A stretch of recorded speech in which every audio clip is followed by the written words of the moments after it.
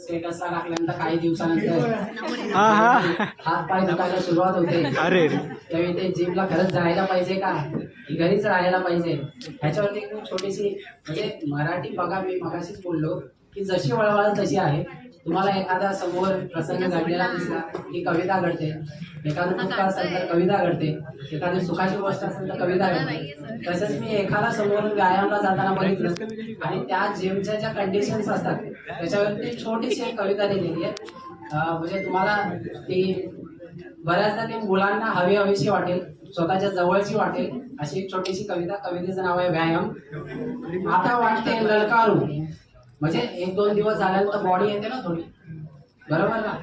असं वाटतं की आता वाटते ललकारू, पुन्हा सुभा आडवा पाडू. काढतो 100 बैठका, वाटे कुणास यमसदनी धाडू.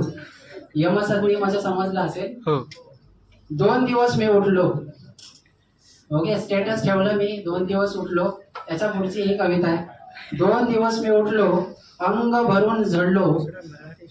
2 दिवस मी उठलो, अंग भरून मी झडलो. 2 दिवसांची मेहनत अंगात शिनली.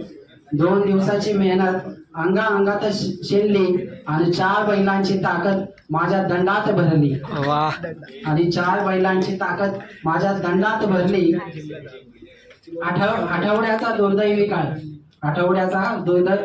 काळ आता दुखतोय माझं भाळ. आठवड्यांचा दुर्दैवी काळ आता दुखतोय माझं बाळ. आता उठवे ना रोज व्यायामाचा नुसताच बोझ. आता हाती येईना बोट. आपको पता ही रहेगा कि 2-3 हफ्ते ये जो जिम है वो करने के बाद हाथ स्ट्रेच नहीं होता, पैरों से चलने नहीं होता, तो उसके ऊपर ये लिखा हुआ है कि व्यायामाचा नुसताच बोझ. आता हाती येईना वो बोट, नुसतेच दुखते हो माझी पाठ आणि ओठ.